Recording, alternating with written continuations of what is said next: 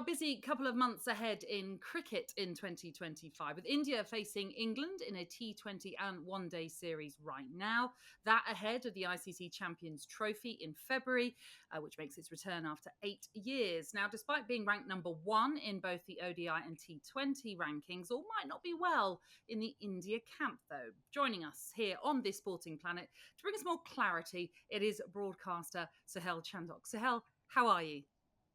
Good, Natalie. Not too bad. I think I'm doing a bit better than the wives and girlfriends of the Indian cricket team at the moment. But otherwise, things are good. As you said, I think it's strange to think India has just won a T20 World Cup a couple of years ago, and suddenly it all seems to be in turmoil. But yeah, we'll jump into it. But good to be here.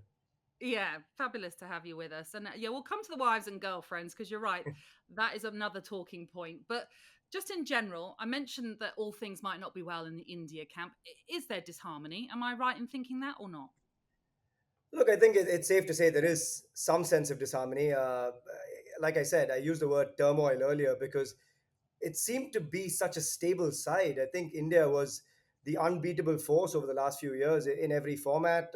England were over. I worked on that Test series here where I hate to remind you, it was a 4-1 drubbing, if I may say so, in India. And it was an amazing series, a lot of sportsman spirit. The team seemed to just be coming together so well under Rohit Sharma, who's such a loved character, I think, in amongst the players as well.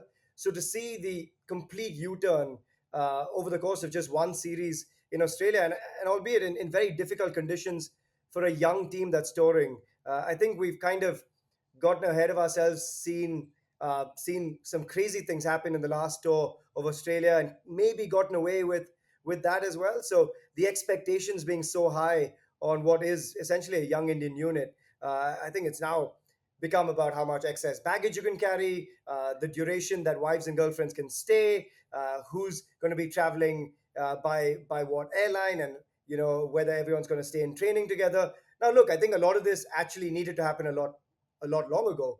But given that things were allowed to move a certain direction, it's now suddenly completely gone into a U-turn of domestic cricket versus non-domestic cricket, and a whole lot more. So I'm sure we'll dive into a few nitty-gritties as well. Yeah, we will. Like you said, this all stems from that 3-1 series defeat to Australia in the Border Gavaskar Trophy.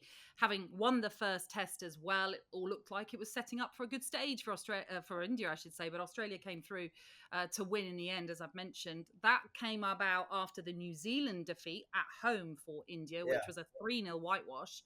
And now we've had this review that you've sort of touched on there by the Board of Control of Cricket in India, which has set out these new 10-point guidelines. Some might look at these sort of new ideas, these new stances that they brought in as maybe a bit of an overreaction. But some of the things that they've asked for example, is, as you say, players should not travel separately. They cannot leave practice sessions or tours early, and contracted players have to play domestic cricket. There's also a limit, and you sort of touched on it earlier on with the wives and girlfriends and families on how long they can visit a touring India party, for example. Is it an overreaction or is this needed? Look, I think some of it was needed earlier itself. I think this is a bit of a knee-jerk reaction given the 10-point sort of bullets. But I played a lot of cricket in Australia for about 5 years, and a lot of guys who were playing for Australia back then were still playing A-grade cricket, right? I think when you now think back to what Rohit Sharma and Virat Kohli have done, I don't think Virat's played a domestic game in about 10 years, if I'm not mistaken. I think Rohit Sharma pretty similar. So I don't think there's a lot that's wrong about that. I think the cohesiveness in terms of turning up to training at the same time, leaving at the same time. I mean, for most teams, these are pretty much a given. And Mm. I think most teams will look at this and say, "Hang on, why was it not there in the first place?" And I think there is a lot of head scratching going on from people I've spoken to, from people outside of India that have called me and said, "So what is actually going on?" Because were they staying in separate hotels earlier? Was a certain player not allowed to train separately? So suddenly now it's all brought to light, things that were perhaps going on but weren't necessarily needed to be publicly revealed. So I think it's now brought a lot of stuff under the scanner that should just remain within the team unit. And you know what it's like when a paper has been leaked, or a team meeting's been leaked. It happens during the Ashes famously as well. It causes a bit of a rift within the team, and I think this is just a bit of poor timing in terms of all of it coming together, because it also makes it seem like more of a knee-jerk reaction, even though I think a lot of these processes are for the right reason, playing Ranji Trophy cricket, giving a bit more credence to domestic cricket and things like that. So yes and no in terms of knee-jerk versus needed. But yeah, look, I think there's a lot to digest. That's all. Is there, though, a superstar culture then in the Indian cricket team? Is it a them and us scenario that perhaps we haven't all been privy to? I think there is. Look, I'd be lying if I said there isn't, and I think it's everyone knows it. There are certain characters of the team that bind a team together, though, and I think Rohit Sharma is at the helm of that. Everyone I've spoken to through that Test series, before that, after that, I've worked on the IPL now for close to a decade, thankfully, and seen the reason why Rohit has won as many IPL titles as he has, the reason why he's led a team to a T20 World Cup trophy, Test matches. And whenever you talk to the younger players, they always say, Rohit Bhai always makes us express ourselves. He really brings us in together. And I think there's a sense of togetherness under Rohit Sharma. So while India, as such, is a superstar chasing culture, and I don't mean just from a cricket perspective, right? There's a reason why cricket and Bollywood rule India in many ways. India longed for heroes, longed for icons, and I keep saying we've got a long way to go before we become a true sporting nation, because quite often we don't go to watch sport, we go to watch the sporting icons, and therefore there is this hero culture that we're chasing. So and I think when you've lived on a pedestal for that long, when you are also trying to shy away from the public eye, it's hard. It's a hard life to constantly be chased by paparazzi or chased by fans and people literally wanting to touch you and get a feel of a Virat Kohli or a Rohit Sharma. So, look, a lot of this comes down to bringing parity back and putting everyone on the same stature as such, and kind of making sure that a guy who's playing his first ODI or first T20 feels, at least in the dressing room, like he's the same as a guy who's played, 2 World Cups or 4 World Cups. Hmm. I mean, some of these guidelines that have been brought in, like you mentioned earlier on, are kind of the basics, the fundamentals that every team will have. So it's surprising that it has gone so far different with India than it has elsewhere. From what we all know, who knows what goes on really in some of these teams, but yes, from what we know. I guess my question really is, one, would this have come out if India were winning and there wouldn't have been an issue like that? And two, how much responsibility falls on the overall management and on the BCCI, for example, to allow this culture to have formed? I'll also add a three in there, which is, would this have happened if the coach remained as well? Because I think with a change in coach, and particularly who the coach is in Gautam Gambir, he's quite a serious character. He means business. He comes in with very set principles. He's got an understanding of how he wants the team to run, which is pretty much a no hero, no superstar culture, right? And he's had a lot of success with franchise cricket. And he's had success as a captain himself. So I think those guidelines are maybe ruled by the new management, the new coaching staff that have come in. But you can't help but think a lot of it has come from the frustration. I mean, losing to New Zealand, I think, was the bigger blow than the Border Gavaskar Trophy, because losing at home to a touring side that's not from Asia, losing Mm-hmm. 3-0, in sort of very decent conditions here in India, is a shock to the system.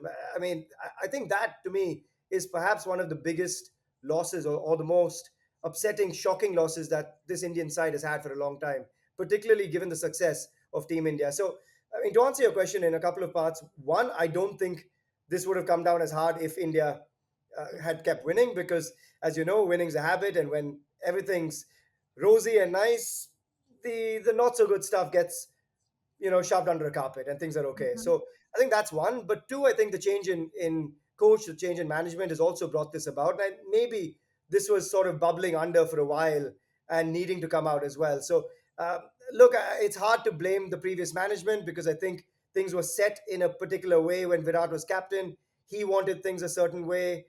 He wanted certain people around him as well, and I think that's how he ran the team, and very successfully, albeit for himself, for the team as well. So it's hard to look back, because hindsight is always 2020, and it's easier to look back.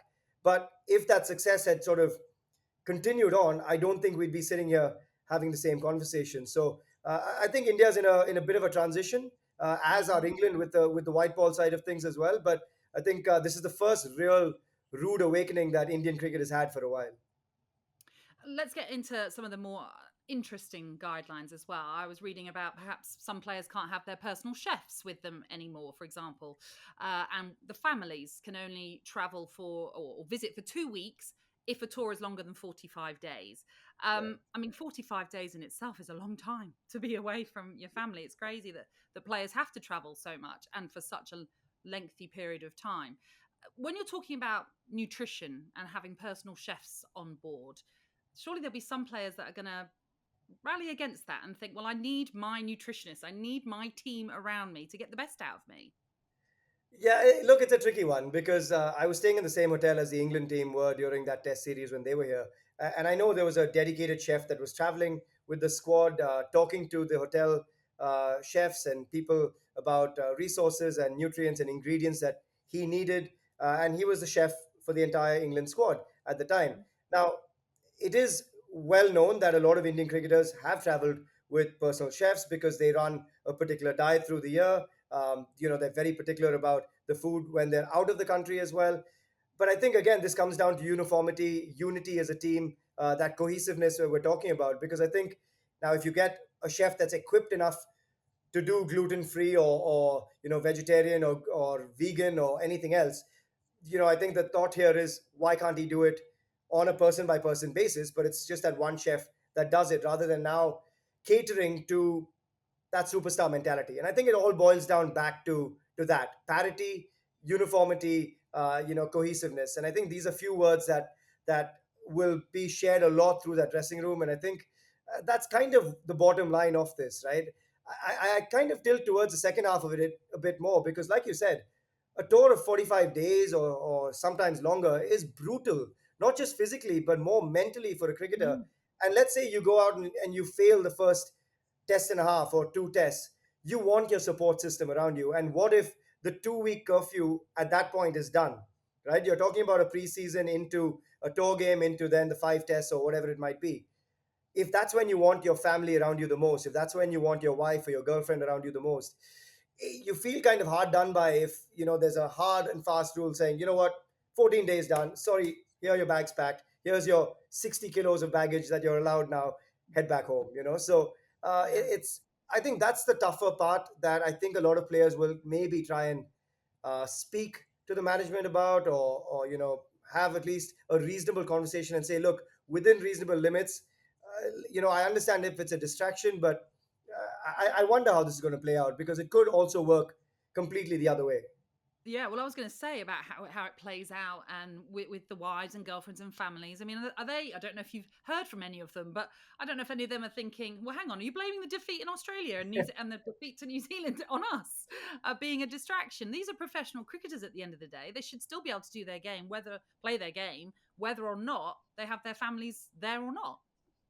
Yeah, 100%. And I actually have a couple of friends who are in amongst those wives and girlfriends, and I haven't spoken to them yet about this, and I don't think I will. But I can't imagine they'd be too happy because, like you said, it now it kind of shifts the attention over onto them. And I mean, why should they be blamed? This is travel with wives and girlfriends has happened across many other teams. We've seen this very vocally from the Australian cricket team talking about the support system and how much it's helped them on a tour.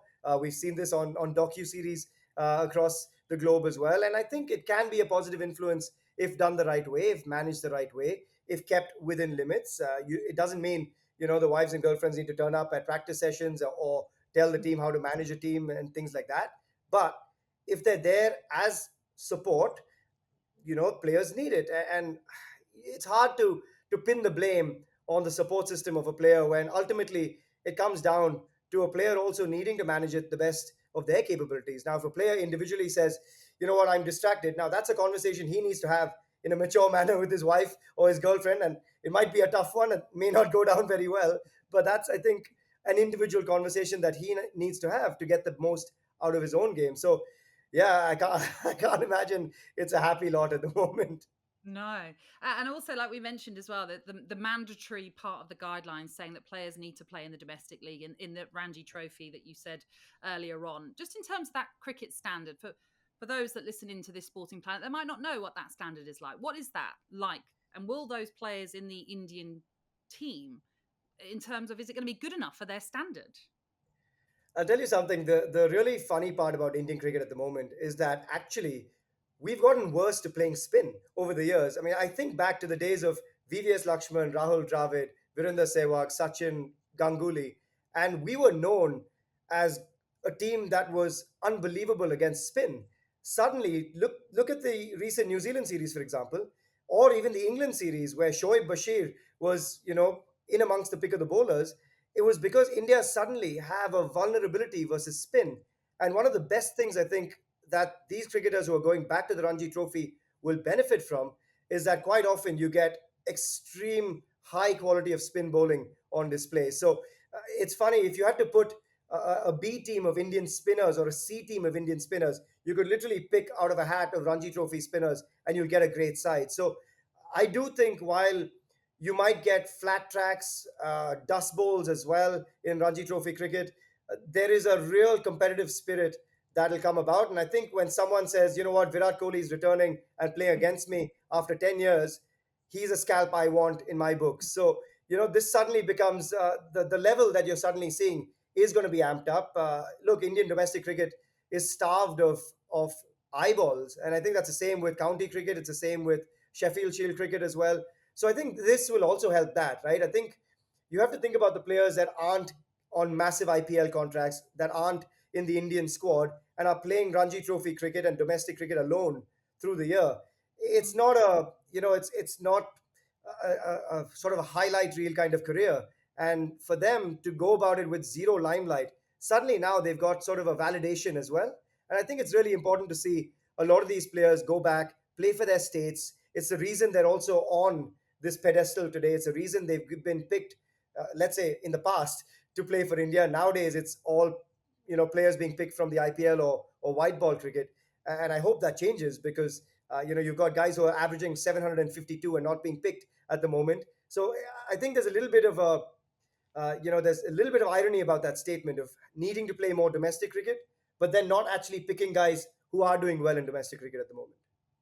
See, that doesn't sound right at all, does it? But like you say, if you have some of these elite players involved in the Ranji Trophy, in the domestic cricket, it will bring those hopefully selectors' eyes upon it and also will help maybe with the development of younger players too. Absolutely. And I think that's a big one, right? When you've got a youngster, let's remember Sachin Tendulkar, Vinod Kambli, Prithvi Shaw, Yashasvi Jaiswal. These are all guys who pretty much broke into the Ranji Trophy or the domestic scene at the age of 15, 16. And that's where it all starts, right? You get a Ranji Trophy 100 on debut, your career changes. You do it against the likes of a Mohammad Shami or a Virat Kohli watching or a Rohit Sharma watching. Suddenly you're in the eyeballs again. So I think it's very important for the young guys who have been doing exactly what they've been doing, but no one's been watching. And suddenly now all eyes will be on a Delhi versus Mumbai match or anyone else that's playing at the moment. And it's good for the game. It's good for Indian domestic cricket. It's long overdue, and I do think that'll actually benefit Indian Test cricket in the long run as well, or in the short run as well, because I just think the ability to navigate defense versus spin has somewhere been lost a little bit. So I think that'll come back pretty well because we saw the likes of a youngster like Sarfaraz Khan, who played a lot of domestic cricket and then came to the Indian team. He was one of the few guys that looked really comfortable against the English spinners Mm. in that series in India last time around as well. So, there is clearly benefits to Mhm. playing the domestic season and then going on to play the test series. They've also said, Sahel, that there'll be sanctions imposed for any player that doesn't follow this new policy, including banning players from playing in the lucrative IPL. Can you actually see that happening? Yeah, I don't personally. I can't see that happening. It's just there's too many other stakeholders at play and a lot of money spent. And I think when there's those sums of money spent, there's an expectation that comes with it. The fans want to see a Rishabh Pant captaining a Lucknow Super Giants now for the first time, or a Shreyas Iyer in new colors, or wherever the other guys are. And it's really hard. I think if that does happen, I'd be a little surprised. It's hard to sort of pin one to the other because you might then start getting players who'll say, you know what, then I'm done with red ball cricket. I'm just going to play white ball cricket, as we've seen with James Vince for England, as we've Mm. seen with several other players, in the world who've started to sort of move away from central contracts and move towards, franchise cricket and more white ball cricket, and you don't want to see that. So I just think that if you start to ban players from the IPL because they're not playing domestic cricket, they'll put their hands up and say, you know what, this is where my major payday is coming from. That's the future of my family, the next few generations, really, at times. And they start to move away from red ball cricket overall, and that would be a bigger loss, I think. So, what do you think? Do you think it's going to work? All these new guidelines, is it going to help improve the national side? Well, you know what? The first test is in England, which is a tough test. Even though it was 2-2 last time, I think it's going to be a real stern test, especially after Australia. So I think last time around we saw a really good series. I just think all of it is going to be forgotten if India have a really good Champions Trophy. If India's IPL stars turn up and provide the entertainment that they often do, because let me remind you, Natalie, the Indian cricket fan, the average Indian cricket fan, has a very fickle memory. And it tends to wean off pretty quickly. So all the BGT troubles, all of these troubles of the ten bullet points that have come through and the mandates and everything else will all be forgotten if India goes out and wins this Champions Trophy or makes a deep run, and then the IPL rolls along and all is forgotten. So yeah, look, I don't see these sentiments carrying all the way to the English series.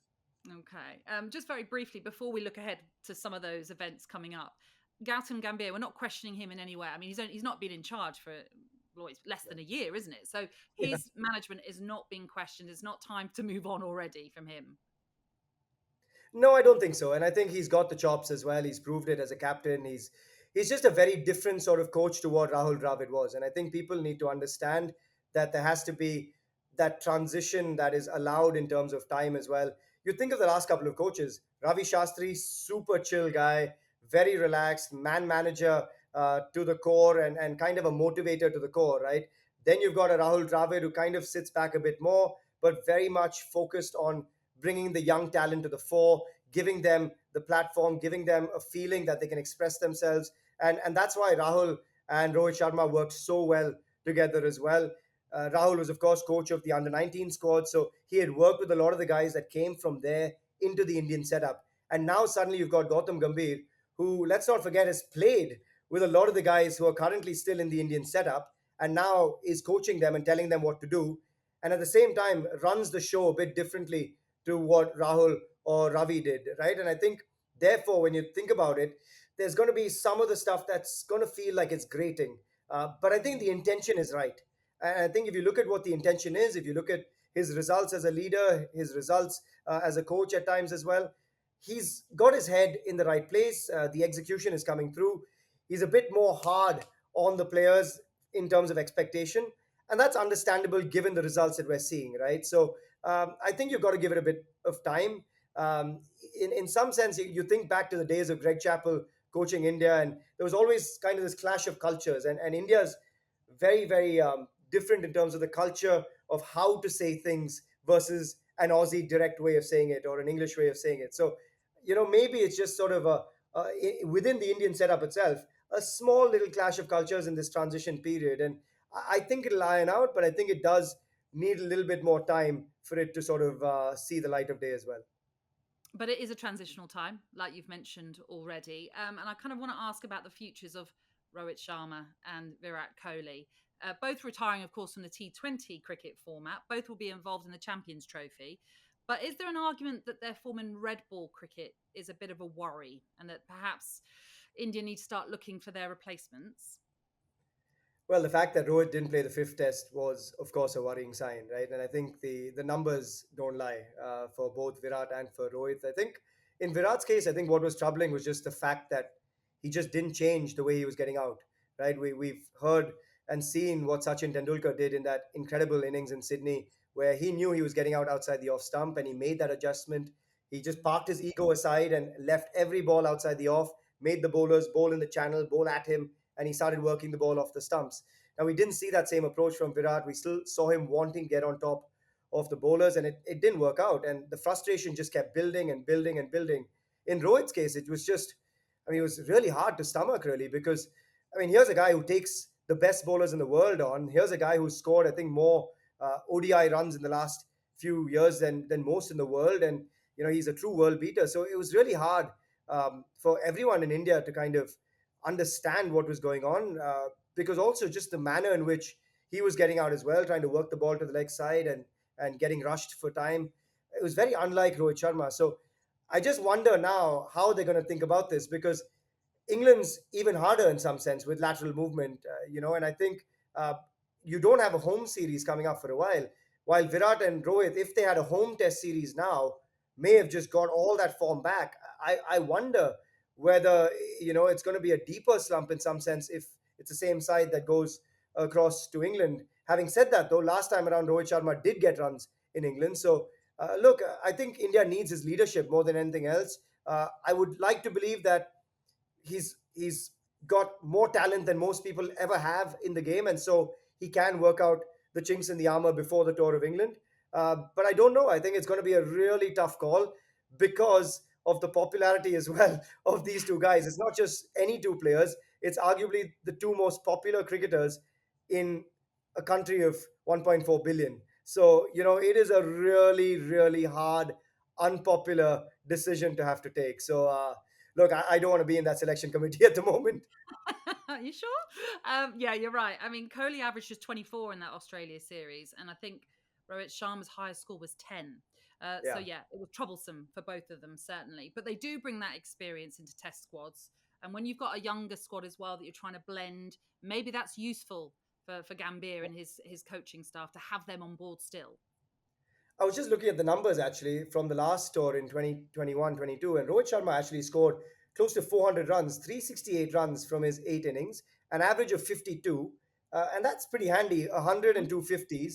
KL Rahul, Rishabh Pant, they were in amongst the runs. Virat Kohli was averaging 27, so that doesn't bode very well for Virat. And I don't know. I think the frustration's building more for Virat because of the manner in which he's getting out as well. I know Virat's the one who got the 100 in Australia, but when you look at some of these numbers and also where the team is at the moment in terms of needing stable leadership, and that's what Rohit Sharma gives the team, I wonder how this is going to play out, because I wonder whether you then phase out two guys like Rohit and Virat. How do you do it? And I think the expectation is with any player of this stature that the player takes the call themselves. But what if the player doesn't, right? And what if it isn't time enough? And what if the player still has belief and conviction that they can go on? So, it's hard for us to sit here and know what's going to happen because, you know, heart of hearts, Rohit Sharma could look at those numbers and say, you know what? I'm coming off a really good tour of England last time around. And maybe this is my chance to actually just nip all of this in the bud, have a great series in England, try and win that series in England, and then hang up my boots. So, who knows? Or play on. So yeah, it's really hard. Yeah, big call, whatever decision is made, certainly on both of their futures. But what about the depth of Indian cricket? Is it there? 100%. I don't doubt that one doubt over here, because again, you see a stream of talent, and that's why I said earlier, look, if you created an India B team or an India C team, you've still got depth of talent, and I think it's about giving them the opportunity. Shubman Gill still lining up. You've got a Yashasvi Jaiswal who's only now in line to make his ODI debut. I looked at him in the squad and I thought, there's a stat that said, oh, he's going to make his ODI debut. And I said, hang on, has he not made his debut already? Because he's just scored so many runs in every format otherwise. He scored 700 plus runs, I think, in that England series in India. So, you've got some unbelievable talents. And Nitish Kumar Reddy showed us why he's been sort of fast tracked into the Indian setup. Rishabh Pant is back in the scene as well. He had a great tour of England last time around. KL Rahul still lurking. Shreyas Iyer is back in the squad. You've then got the next rung of talent who's sort of readying themselves. Guys like a Sai Sudarshan, I think highly underrated, playing a lot of county cricket at the moment as well. You've got Ashdeep Singh, who, for me, bowled one of the balls of the year in county cricket, actually. And, there's a whole streamline of talent because the sort of the barrage of talent that comes through the IPL is so strong. They're now picking talent from there. The question is whether it translates into Test cricket. And that's why I think now the onus on domestic cricket being so important. The only flip side to that is playing domestic cricket in India and then going on a tour of England is completely two worlds apart. So, that's where I think India struggles a bit more. I think we need to send more players at the under 19, under 23 level to Australia, to England. And I think that'll really help rather, the sort of next breed of talent coming through. because it's a huge adjustment to make after playing on Indian tracks to then go to Australia or go to England. And I remember personally facing this in Australia and England myself. And I know that it takes an adjustment period. So you can't expect a guy to jump straight into it at the test level, facing the likes of a Jimmy Anderson or Stuart Broad, and coming off on the better side. Oh, let's chat a little bit about the Champions Trophy and one player in particular I want to talk about who has been named in the India squad, but we're yet to see him play since the Australia series. And I'm talking about Jasprit Bumrah, of course, who didn't play in that fifth and final day of the fifth test. It's all gone a little bit quiet on what's happening with him. So, I mean, he had such an impressive test series in Australia, most wickets, player of the series as well. Yeah. But what's happening with him? Is he going to be fit for the Champions Trophy? Look, I think it's fair to say the workload on Jasprit Bumrah in that series was ridiculous, right? I think India were playing with one and a half bowlers pretty much, and it was Jasprit Bumrah that did everything. Pretty much won India that test, was the only real threat for the Aussie batters. He was the guy who carried India's form through the 2021-2022 England series as well, highest wicket taker there. So I think there is so much expectation on Jasprit Bumrah, but the guy delivers because he's just that good. But you can't expect a guy with an action like that, with injuries that he's had in the past, to be completely injury free. And I think this guy needs to be wrapped in cotton wool and saved for the big moments. And unfortunately, over the course of a five-test series in Australia and now a five-test series in England, the body is going to break down a little bit if there aren't others to share that load. And I think that's what happened in Australia as well. So I wonder how he's going to hold up here, because he's taken a break obviously now, but the Champions Trophy, big tournament for India. India would love to have him there, but I think then you've got an IPL. Will his squad, the MI franchise, be okay with resting him through an IPL tournament? Funnily enough, data tells you that Jasprit Bumrah has, I think, never really missed more than like 10% of IPL games, whereas he has missed a lot of international cricket. So his body does seem to come around when the IPL rolls around, as many others do. But he's a very valuable resource to Indian cricket. He's a valuable resource to world cricket because he's phenomenal to watch. And I hope he's going to be fit and fine, because then that means that India tour of England is going to be scintillating to watch. But without Bumrah, I think India is a very different side. And I think he's that one player that can actually make a difference between make or break. Sounds as though they kind of pin their hopes on him then for a lot of things. Yeah, and I think the trouble is, and I think that's kind of why they're holding their cards very close to their chest in terms of revealing where exactly he is on the injury roadmap. And look, if I was Gautam Gambier or the medical staff, I would do the same, right? You don't want to show your cards to the opposition early. You don't want to show your cards when there's more than one side to face in the Champions Trophy. And most teams will come into India hoping that Jasprit Bumrah doesn't play, because plan A is how to see his overs out, and plan B is how to attack India if Jasprit Bumrah doesn't play. And you're facing a very different Indian squad if Bumrah isn't around. While we've got you, Suhail, we're going to move off from cricket, just briefly touch on the Australian Open, because I know you've been covering that for the last couple of weeks.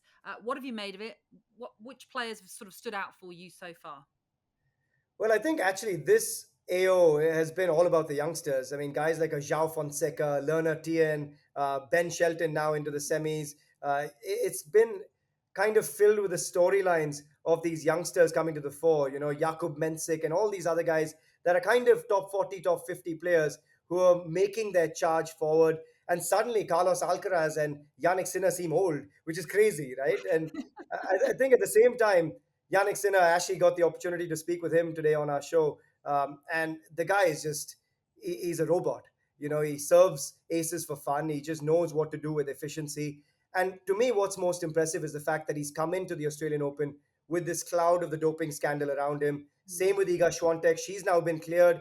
She's now in a semi-final for the first time, which to me makes her the most dangerous version of Iga Swiatek, because she's such an inward human being that I can't imagine that the stress of this entire doping scandal wasn't getting to her. So to me, a very impressive part of this is seeing the way Yannick Sinner and Iga Swiatek have conducted themselves, just focusing on the tennis. And then finally, how can you ignore Novak Djokovic? Look, I think the guy is superhuman. I don't know how much acting there was during the match versus Carlos Alcaraz. Alcaraz, of course, seemed to think so as well, but he put on a good act. There was a lot of gamesmanship involved. I don't know what the medication that he claims he took was, but it clearly works because 20 minutes later, when he comes out, he's a different human being. And look, the guy is chasing even more greatness. 25 slams, 11 at AO. These are numbers I don't think that will ever be broken. Andy Murray in the corner as well. I mean, these are all big pluses for Novak Djokovic. I was waiting for you to bring that up. There we go. I think, and well, Andy Murray and Emma Raducanu as well. Look, she got dispatched by Iga Swiatek, but I think all of England has waited for the resurgence of Emma Raducanu, and the sweetheart of England is kind of back in some sense. It was nice to see, nice to see her just enjoy her tennis on court. I think Andy Murray is someone that brings so much. We actually spoke to Novak about this on our shows here as well, and he said there's an element of respect that they share for each other, but I also think it's an element of friendship, right? And Andy was always known as a guy who read the game better than most. And I think if you put Andy's mind and Novak's game together, I mean that's pretty much unbeatable, and that's what we're seeing here. Andy's pre-match preparation in terms of how he works out an opposition, how he kind of preps using data to know where an opposition is going to serve or where he needs to serve or where he needs to return. That is now being fed to arguably the greatest athlete the sport has ever seen. So you put those together, and it's just, to me, it's a recipe for absolute success. And I don't think Novak is worried anymore whether there's Yannick Sinner on the other side of the net or Carlos Alcaraz or Sasha Zverev. So I hope this combination stays on for the rest of the year because it's fun to watch. Yeah.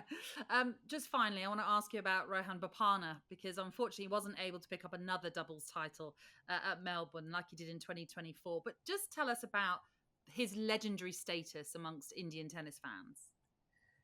He claims he's unlocking level 44. That's what he's calling it. And he's doing a great job of it. He speaks very fondly of actually where he is. And I think winning that slam last year with Matt Ebden was kind of the monkey off his back. And I think once that happened, it sort of unraveled the best version of Rohan Bopanna. And, he's had a few heartbreaks in the past. Sanya and him missed out on Olympic bronze, I think by virtue of like one break point being missed or something like that. And, he's had his share of Grand Slam finals and several sort of deep runs in slams as well.